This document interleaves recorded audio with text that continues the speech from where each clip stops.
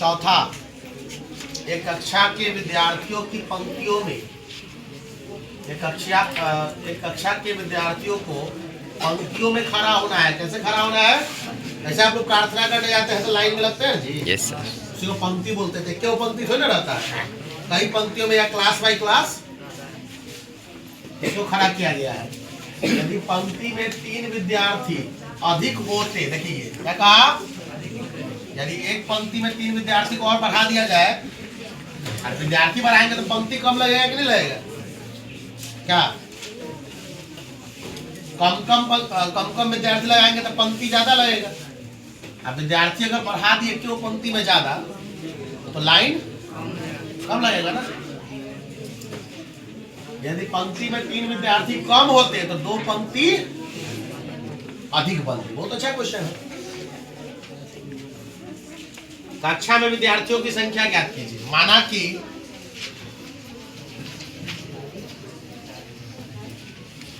विद्यार्थियों की संख्या बराबर,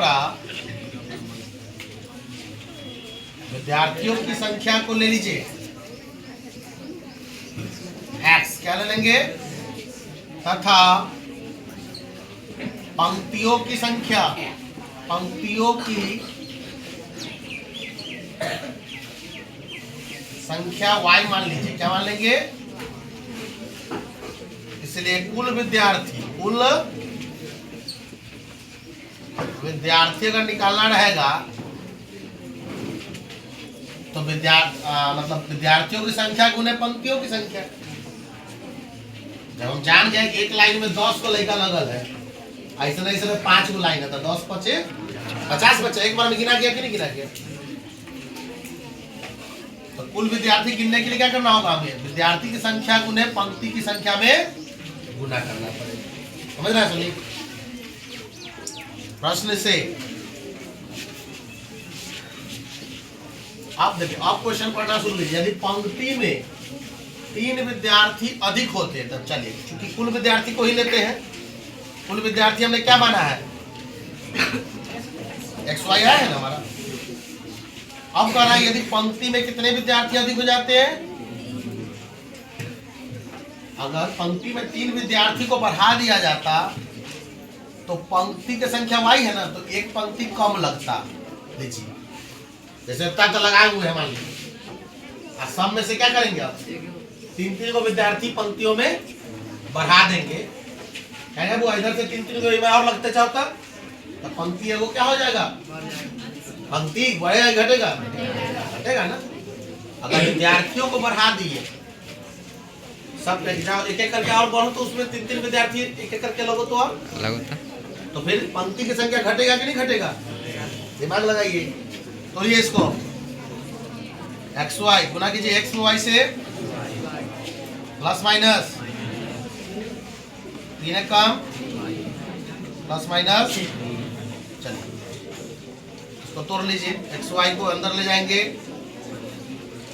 इधर क्या बचेगा? Minus x plus 3y minus 3, इससे ही कट गया और माइनस कॉमन ले लो तो माइनस कॉमन लेंगे तो x minus 3y minus minus plus 3 बराबर 0 और x माइनस 3y बराबर प्लस 3 बाहर जाएगा तो समीकरण 1। फिर क्वेश्चन को आगे आप पढ़िए। पर यदि पंक्ति में 3 विद्यार्थी कम होते तो चलिए फिर वही नहीं, हम चूंकि कुल विद्यार्थी बराबर XY है हमारा, विद्यार्थी घट बढ़ नहीं रहा है, विद्यार्थी तो फिक्स है ना कितने बच्चा है। अब पंक्ति को ही आप कैसे लगाना चाहते हैं? 8 के लाइन लगाना चाहते हैं, 4 का लाइन लगाना चाहते हैं, 20 का लाइन लगाना चाहते हैं, उसी हिसाब से आपका पंक्ति होगा। या कक्षा वाइज लगाना चाहते हैं क्या? तो आप कह रहा है कि यदि विद्यार्थियों का संख्या कितना घटा दिया जाए? 3 घटा दिया जाए। कितना? मतलब कम विद्यार्थी लगाइएगा लाइन में तो लंबा लाइन लगेगा कि नहीं? पंक्तियों की संख्या ज्यादा होगा। भोज खाने में भी तो देखता होगा क्या कि अगर जगह कम है तो आपको ज्यादा लाइन बनाना पड़ेगा। जगह ज्यादा है बस एक के बार में लगा दीजिए, लंबा लाइन बैठा दीजिए सबके बाद। अगर दूरा बड़ा है देखते हैं भोज लोग बराबर आदमी मतलब ज्यादा संख्या में खाता है कि नहीं खाता? भोज का एग्जाम्पल इसलिए दे रहे हैं क्योंकि बच्चा भोज से ज्यादा जुड़ा रहता है। और हाँ, तो पंक्ति की संख्या कितनी बढ़ जाती है? विद्यार्थी घटाएंगे पंक्ति बढ़ेगा, विद्यार्थी बढ़ाएंगे पंक्ति घट जाएगा। चल तो ये एक्स वाई का एक्स वाई से एक्स में 2 से माइनस प्लस काट दीजिए ना, अंदर जाके कट जाएगा। 2x minus 3y plus minus बाहर जाएगा तो ये हमारा समीकरण। आप देखिए किसको काट दें? अरे 3y तो कटिए रहा है, सीधे समीकरण 1 और 2 को माइनस माइनस है तो अभी कंफ्यूज है क्या? समीकरण 1 और समीकरण 2 को माइनस माइनस रहेगा तो यहाँ पे अभी कटाना। चलिए तो क्या हो जाएगा? x minus 3y is equal to minus 3 और 2x minus 3y is equal to 6।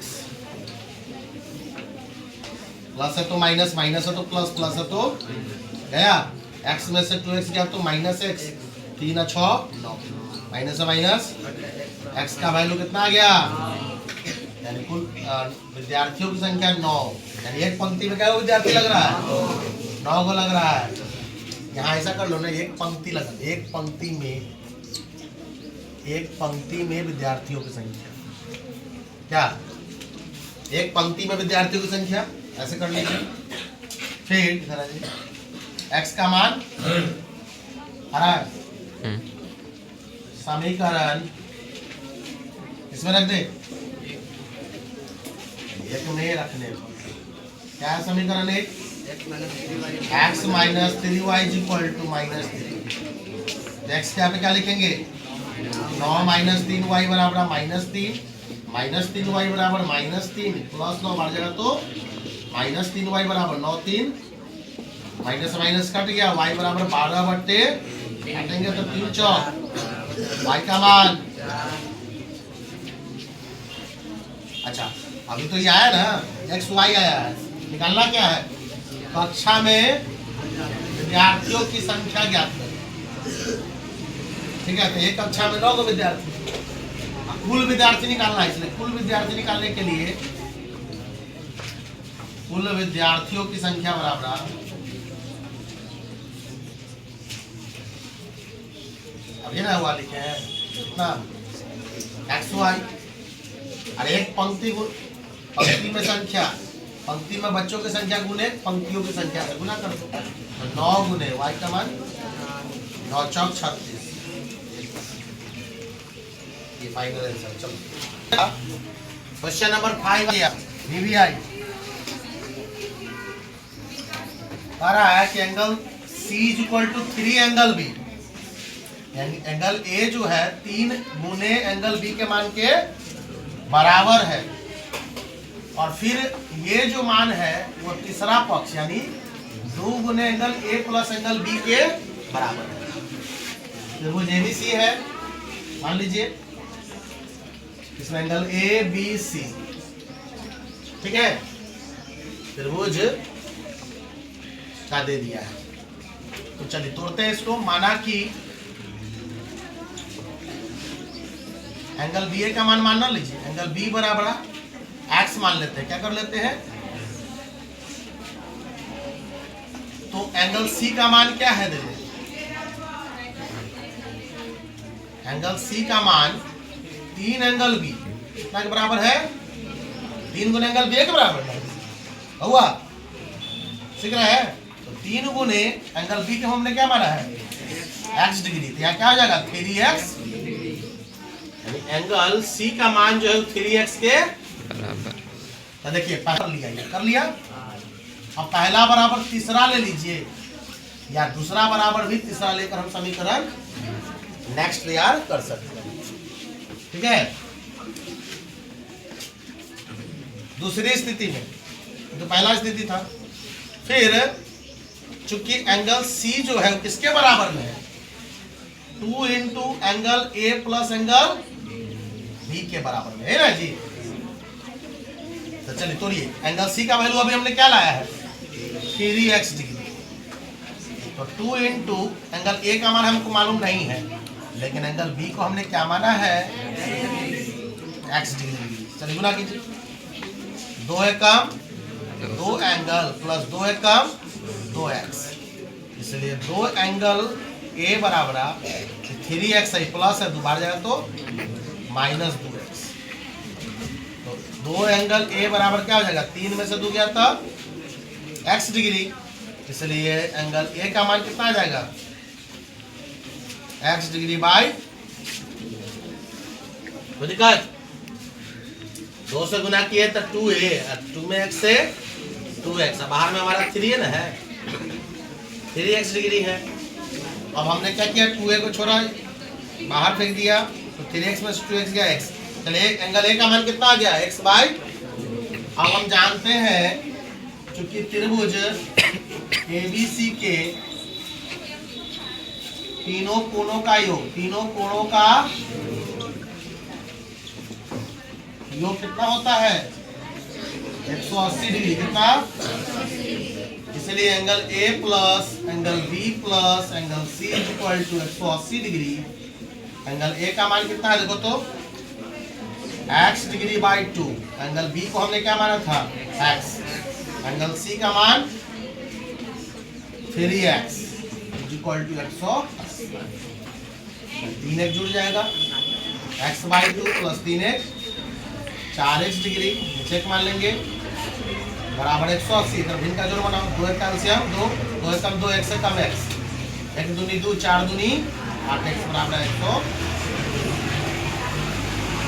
Cross multiply कीजिए, 8 1 9 एकम 9x डिग्री बराबर 180 दूनी 360, x डिग्री बराबर हो जाएगा 360 बटे 9, काटेंगे तो 40 डिग्री।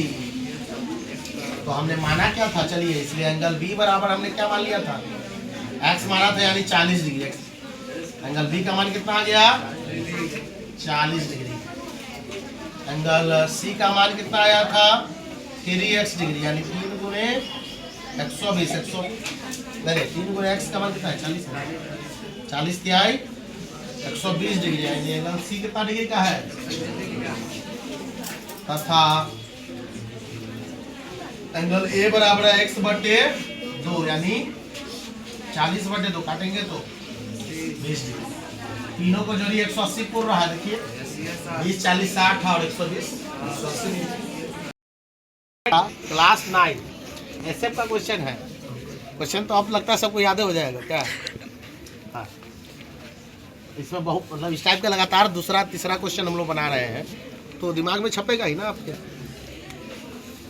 हाँ, fx यानी आपका बहुपद दे दिया है कितना, पॉलिनोमियल दे दिया है x का cube minus hx square minus 13x plus के, है ना बुआ, ठीक है। और देखिए तो जानवी, चूंकि x माइनस 1 बराबर 0, इसलिए x इक्वल टू क्या हो जाएगा माइनस बाहर जाए तो प्लस 1। तो जहाँ जहाँ x होगा वहाँ क्या डालेंगे x का वैल्यू 1 डालेंगे, कितना डालेंगे जहाँ जहाँ x होगा वहाँ 1 का क्यूब माइनस h गुने, या पहले fx के जहाँ पे हम f1 लिख लेते हैं, चूंकि नज़दीक में है इसलिए इक्वेशन फिर दोबारा नहीं लिखे हैं हम, बहुपद को नहीं लिखते हैं, ठीक है।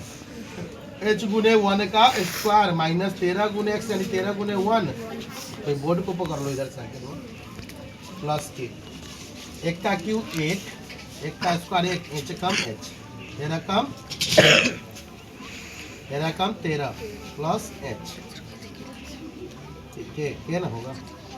चलिए इसको सीधा कर लीजिए, k माइनस h, 1 में से 13 गया तो माइनस 12, बाहर जाएगा तो प्लस 12, समीकरण।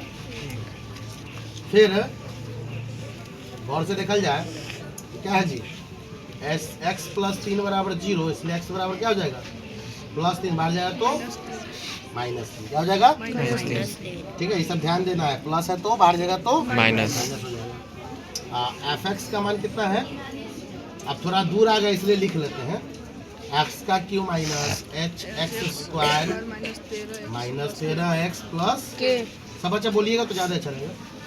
f गुने x का मान कितना है फिर नहीं बोला। एक्स का मान कितना है? -3 हाँ -3। Very good. एक्स का मान कितना है? -3। कहते बोलिए, बोलिएगा तो ज़्यादा अच्छा रहेगा। टू वे कम्युनिकेशन होना चाहिए, ये ना कि हम अकेले बोल रहे हैं, अकेले बना रहे हैं। आपको भी समझ में तब आएगा जब आप बोलिएगा। चलिए एक्स का क्यूब, तो एक्स का मान कितना है? -3 का क्यूब माइनस h गुने एक्स का स्क्वायर। एक्स का मान कितना है? फिर सब नहीं बोल रहा है। -13 गुने एक्स यानी -13 गुने एक्स के जगह पे -3 प्लस के बोलिए ए का के रह जाएगा।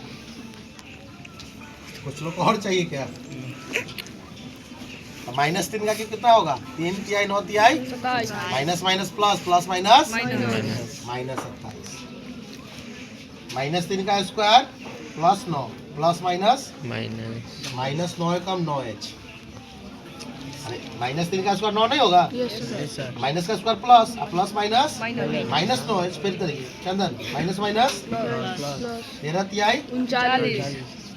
प्लस के का इसी को सीधा कर लो। के माइनस 9h 39 में से 27 गया तो प्लस 12 बाहर जाएगा तो देखिए तो यही ना यही उस समय क्या हुआ था? यही हुआ था।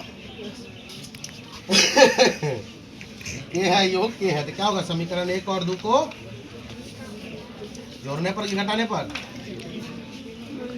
समीकरण 1 तथा समीकरण 2 को घटाने पर। प्लस प्लस है तो घटाने पर। घटाने पर लिखेंगे। क्या है पहला समीकरण? के माइनस एच बराबर 12 यानी के minus 9h is equal to -12। आटो प्लस है तो माइनस, माइनस है तो प्लस, माइनस है तो माइनस है तो प्लस। जैसे के 9h में से वो h क्या था? 12 12 इसलिए h बराबर 24 बटे काटेंगे तो 8 3 देखिए तो है h का मान 3 यस सर है ना? Yes sir. फिर h का मान कहाँ रख दे बोलो? समीकरण 2 में रख देते। जेब में बोलिएगा उसको 2 में रखने रखने। क्या है 2? के माइनस 9h बराबर -12 15 के 12 है 9 गुने h का मान कितना है? 3 बराबर -12 के माइनस 9 तिहाई बराबर के बराबर -12 माइनस 27 बाहर जाएगा तो प्लस के बराबर 27 में से 12 गया था 15। देखो तो के का मान है बाबू 15। Yes sir. अब तो आंसर आ गया हो। समझ